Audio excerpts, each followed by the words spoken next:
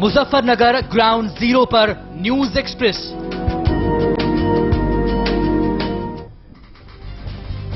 नमस्कार, आप देख रहे हैं न्यूज एक्सप्रेस। मैं हूं विप्लव अवस्थी। नफरत की आग जब भड़कती है तो इंसानों को हैवान बना देती है।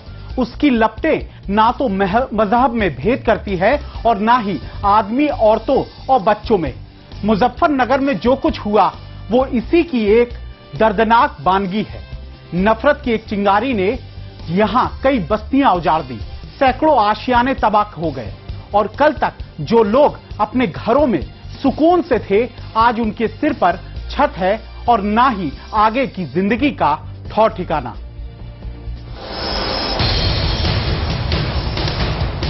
मशहूर शायर बशीर बद्र का शेर है, लोग टूट जाते हैं एक घर बनाने में, तुम तरस नहीं खाते बस्तियां जलाने में। दिलों को जोड़ने का शहर मुजफ्फरनगर। कभी ये शहर मोहब्बत नगर कहलाता था, लेकिन एक शाम नफरत की एक चिंगारी ऐसी भड़की जिसने पूरे शहर को आगोश में ले लिया। मुद्दा तो 3 लड़कों की मौत से जुड़ा था, लेकिन इसको लेकर भड़की आग ने गांव के गांव तबाह करने में देर नहीं लगाई। पूरा शहर झुलस उठा, सैकड़ों आशियानों को आग लगा दी गई, हजारों लोग बेघर कर दिए गए। कल तक जो अपने घरों में महफूज थे, आज शरणार्थी शिविरों में रहने को मजबूर हैं। कल तक जिनके आशियाने आबाद थे, आज न तो उनके सिर पर छत है और न ही भविष्य का कोई ठौर ठिकाना। इस समय हम मुजफ्फरनगर के उस काबली गांव में हैं जहां उत्तर प्रदेश शासन ने राहत और सहायता शिविर लगाया है और इसी शिविर में कल प्रधानमंत्री आए थे, सोनिया गांधी आई थी, राहुल गांधी आए थे और यहां जो लोग हैं, जो पीड़ित हैं, अपने गांव को छोड़कर यहां पर रह रहे हैं, उनके लिए रिलीफ कैंप यहां पर लगाया गया है। मैं आपको दिखाना चाहूंगा, ये रिलीफ कैंप एक मदरसे के बगल में है जहां पर लोगों को राहत सामग्री पहुंचाने का काम किया जा रहा है।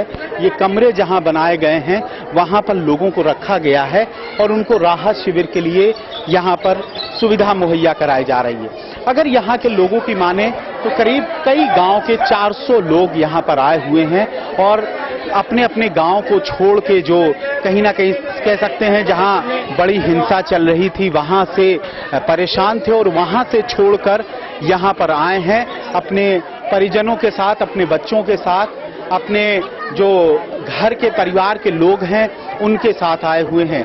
हालांकि यहाँ पर लोग जो कह रहे हैं वो सीधे तौर पर कह रहे हैं कि रिलीफ का जो सामान है वो दिया जा रहा है, लेकिन जहां तक पता चल रहा है कि जो आसपास के गांव के क्षेत्र के लोग हैं वो ज्यादा मदद कर रहे हैं बतौर इस बनस्पत के कि राज्य सरकारों से कोई मदद मिल रही है। यहाँ आप देख सकते हैं कपड़े जो बांटे जा रहे हैं, अभी रिलीफ बांटी जा रही है, वो दिख रहा है। कल प्रधानमंत्री मनमोहन सिंह, सोनिया गांधी और सभी तमाम लोग आए। कल यहाँ पर प्रधानमंत्री आए थे, आप लोगों की बात हुई, क्या सुविधा मिल रही है यहाँ पर जो दावे करके गए हैं? सभी सुविधा कर रही थी, सब बात कर रही। क्या सुविधाएं मिल रही है? कल प्रधानमंत्री आए थे, मनु गाड़ी में अभी तो मिली नहीं कुछ, भी तो हाँ पीछे दे गए थे 500 रुपए, 500 रुपए दे गए थे बस, और कुछ नहीं दे गए। खाना पीना यहाँ सब बराबर? खाना पीना यहाँ बराबर मिल रहा, जिस पर लगते नहीं आए लगते भी लाकर दे लग रहे जी, सब चीज मिल रही हमें और सब चीज हमारी खूब मिल रही। जो आप बाहर से आ रही सब मदद कर रहे वे सब हमको सब मिल रही और मदरसे में खाना खा रहे, मदरसे में रह रहे। ये मदरसा प्रबंधन कर रहा है कि राज्य सरकार कर रही है, आपको पता है? मिल तो रहा है, इसी मदरसे में है सब। हाँ, मदरसे में ही ठिया है ना हमारा और यहीं से रह रहे हम, यहीं तरी मिल रहा हमें सब कुछ, जो बाहर का हमें वही देख जहाँ हमें। अब आप लोग चाहते हैं, मतलब कितने दिन अब यहाँ रहेंगे, क्या चाहते हैं, क्या गांव रहे? दिन हो लिया जी यहीं से और हम यहीं से करें। अब आप अपने घर जाना चाहते हैं आप? नहीं जी, हम तो यहीं रहना। हमारे जो हमारे डंगर भी यहीं आ जा, हमारे जो घर का सामान है वो यहीं आ जा, हम यहीं रहना। क्यों घर क्यों नहीं जाना? हमारे बच्चे जब मदरसे के बच्चे थे वे ले गए, मोल भी वही ले गए जी, जिसके बच्चे बाहर थे, हमें नमाज नहीं पढ़ने देते, जान निकाल देते, तो हम वहाँ जाकर क्या करेंगे जी? हमारे बच्चे भी नहीं पढ़ने गए, कुरान शरीफ हमारे घरों में मुंदरी नुकी नहीं धरी, हम अपने लगते कहीं भागने छोड़ गए, तो हम क्या करेंगे जाकर वहाँ। इन आंखों में दुख है, दर्द है और दहशत की। भले ही ये लोग दूसरों के रहमो करम पर हैं, पर अब कोई यहाँ से अपने घर वापस नहीं जाना चाहता। जाए भी तो कैसे? जिन लोगों के साथ सालों से जिंदगी के सुख दुख बांटते आए थे, वही अपने नहीं रहे। विश्वास की जो डोर इन्हें बांधे हुई थी, वो नफरत की आग में झुलस गई। अब इनकी आंखों में बस सवाल ही सवाल बाकी है। जिस मोहब्बत से ये लोग सालों से रहते आए थे, वो आखिर कहां खो गई? विप्लव अवस्थी, न्यूज एक्सप्रेस, मुजफ्फरनगर। अब इसे क्या कहें, दर्द कहें, मजबूरी कहें।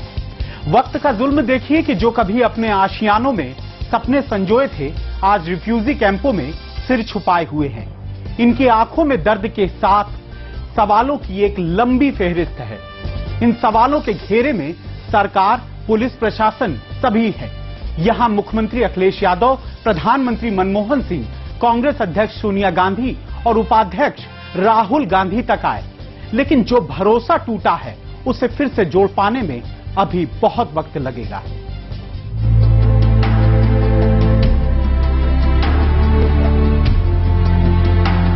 इस शिविर में मौजूद हर शख्स की अपनी दर्द भरी कहानी है। हर चेहरे पर उस पल की दहशत नजर आती है।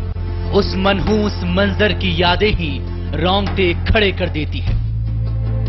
जब बस्तियां जल रही थी, घर उजाड़े जा रहे थे, एक झटके में हजारों लोगों की जिंदगी एक ऐसे दोराहे पर आ खड़ी हुई है जहां से कोई मंजिल नजर नहीं आती। उम्मीदें सरकार से हैं, प्रशासन से हैं। कहीं ना कहीं सरकार अगर निश्चित रूप से कड़े कदम उठाती या कह सकते हैं कि शांति के लिए अपील करती, तो शायद अपने परिवारों को लौट सकते। लेकिन अभी भी वो डर है, वो भय है इन लोगों को अपने घरों को लौटने का। और यही कारण है कि बहुत सा एक बड़ा रिलीफ कैंप जरूर यहाँ बनाया गया है तांबली में। खुद यहाँ पीएम भी आए थे, अपनी बात को रखने आए थे, लेकिन अभी यहाँ से निकलने का जहाँ तक मकसद की बात कहें तो वो अभी नहीं हो रहा है। आप देख सकते हैं यहाँ पर बहुत सा सामान मेरठ से आया है, जगह जगह से यहाँ पर आ रहा है।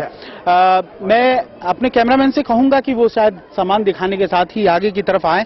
और इस जो इलाका है आप देख सकते हैं पीछे बहुत जी, ये रात का सामान सरकार से आवा नहीं है, ये तो हमारा अपने मुसलमानों ने इकट्ठा करके दिया है। जो मुसलमान यहाँ पहुँचा रहे हैं, सरकार जो रात दे रही है वो इतनी नहीं देती जिसमें एक दिन का भी पूरा हो जा। सरकार देती तो है लेकिन इतना नहीं देती जिसमें एक दिन का इन लोगों का गुजारा पूरी तरीके से हो जा। अब एक परसों भेजा था, उसके बाद भेजा नहीं। अब एक दिन भेज के फिर ये लोग खाओगे कहाँ अगर हम खुद की देखभाल ना करें? अगर हमारे लोग अब आपस में एक दूसरे की मदद ना करें तो एक दिन सरकार भेज के उससे थोड़ा गुजारा चल जाता है। अब कब तक आप लोग मान के चल रहे हैं कि अपने घरों की तरफ आप लोग लौट पाएंगे? नहीं, मैं तो यहीं का रहने वाला हूँ, लेकिन जो लोग वहाँ से आए हुए हैं वो चाहते हैं कि हम वहाँ नहीं जाएंगे। हमारे साथ बहुत जुल्म ज्यादती हुई है, वो वहाँ नहीं जाना चाहते। वो कहते हैं हम यहीं रहेंगे, कुछ भी हो हम यहीं रहेंगे। और सरकार को उन्होंने प्रधानमंत्री को एक वो चिट्ठी भी लिख कर दी थी कि जो हमारी जमीन है हमें उसका मुआवजा दिया जावे और हमारा यही कुछ इंतजाम किया जावे। हम वहाँ किसी हाल में नहीं रहना चाहते, वहाँ पर नहीं रहना चाहते। और फिलहाल अगर मैं शहजाद की बात करूँ तो वो लोग भी यहाँ पर थे। बहुत से ऐसे लोग थे कि जब प्रधानमंत्री आए, सोनिया गांधी आए, तब उनसे बात करने के लिए, अपनी चर्चा करने के लिए यहाँ पर बहुत से लोगों ने उनसे बात करी और अपनी दुख तकलीफें बताई। हालांकि प्रधानमंत्री का ये कहना था कि जो संभव मदद राज्य सरकार को दी जा सकती है वो दी जाएगी। और इसी तरह का हाल बहुत से इलाकों में है जहां लोग रिलीफ कैंप में हैं। हालांकि जो मदद आ रही है राज्य सरकार से भी लोग कह रहे हैं आ रही है, लेकिन बहुत आए जो मदद है वो उन लोगों से आ रही है जो उनके अड़ोस पड़ोस में रहने वाले हैं, इस गांव के हैं। आग में झुलसा शहर अब सियासी बिसात बन चुका है। सियासतदानों को फिक्र अब इस बात की है कि कैसे दर्द को वोट बैंक में तब्दील किया जा सकता है। नफरत की आग में सियासी रोटियां सेकने की कोशिश शुरू हो चुकी है। पहले मुख्यमंत्री अखिलेश यादव मुजफ्फरनगर पहुंचे और उसके बाद प्रधानमंत्री मनमोहन सिंह, कांग्रेस अध्यक्ष सोनिया गांधी और कांग्रेस के युवराज राहुल गांधी। लेकिन इन लोगों को असल सहारा अपने लोगों का ही है। जी, कल आपकी प्रधानमंत्री से बात हुई थी, क्या आश्वासन? आपको लग रहा था कि उनसे बात करने के बाद कोई स्थिति बदली है? देखो, लगना तो ऐसा है, वे देश के मुखिया हैं ये तो उनका विश्वास करना अनिवार्य है हम लोगों को कि भाई हाँ हमारे लिए कुछ करेंगे। वही लोग कह के भी गए हैं कि जो लोग बाहर हैं, शिविरों के अंदर हैं, हम उन लोगों को पूरी राहत और पूरी जो उनकी प्रॉपर्टी है वो मुहैया कराएंगे और जो हमसे हो सकेगा वो हम करेंगे। और यूपी गवर्नमेंट को भी हम आदेश करेंगे जो उनके पास में राहत के लिए हमारी तरफ से भेजा जाता है उसको पूरा फायदा आप लोगों तक डायरेक्ट पहुंचे। क्या आपको लगता है मतलब अभी जो यहाँ पर लोग हैं वो अपने अपने घरों की तरफ नहीं लौटना चाहते? नहीं, लोगों का जाने का मतलब ही नहीं है। जो आपसी भाईचारा था वो खत्म हो चुका है। दरारें इतनी बड़ी बढ़ गई हैं, किस तरीके नजर उठाएंगे? नजर उठाना बहुत दुर्लभ हो जाएगा। हो सकता है वहाँ पे गए और लोग बाग ये कहने लगे भाई देखो यहीं तो हम भागे हुए, तो बच्चों की तरफ को भी हंसेंगे, बड़ी प्रॉब्लम सामने आ जाएगी। ऐसा नहीं हो सकता। और जो गांव में लोग हैं, अभी भी ऐसी बात नहीं है, कुछ गांव में लोग भी हैं। आपको लगता है कि राजनीतिक दल, चाहे अखिलेश की बात करें, राहुल गांधी की बात करें, बिल्कुल जो है राजनीति हो रही है या सही में कोई लगता है कि पीस को दोबारा बराबर करने के लिए राजनीतिक दल आएंगे? देखो, हर आदमी कोशिश करता है और करनी भी चाहिए। ठीक है, राजनीतिक दल कर रहे हैं ईमानदारी से? हाँ कर रहे हैं, जो लगे हुए हैं, मिलाने की कोशिश कर रहे हैं। और ये पहल जो करेगा, मेरे हिसाब से पहले अभी तक किसी ने आगे आकर के नहीं किया। और हम चाहते भी हैं, जैसा डिस्ट्रिक्ट मुजफ्फरनगर के ही हैं लोग, जैसा लीडर हैं यहाँ पे, उन लोगों को भी आगे आना चाहिए और उनको मिलाने की पूरी कोशिश करनी चाहिए। चलिए, धन्यवाद बातचीत करने के लिए। और कहीं ना कहीं इसीलिए बहुत से लोग यहाँ पर भी हैं और मुजफ्फरनगर के अलग अलग इलाकों में भी इसी तरह के राहत शिविर बनाए गए हैं। उम्मीद यही जताई जा सकती है कि जल्द से जल्द पूरे मुजफ्फरनगर में शांति हो और एक बार दोबारा से उसी तरह का भाईचारा और प्रेम बने जो शायद बहुत अरसे तक इस मुजफ्फरनगर की एकता को बनाए रखा है। विप्लव अवस्थी, न्यूज एक्सप्रेस, मुजफ्फरनगर। फिलहाल वक्त है एक ब्रेक का। ब्रेक के बाद तुरंत हाजिर होते हैं। देखते रहिए हमारी खास पेशकश।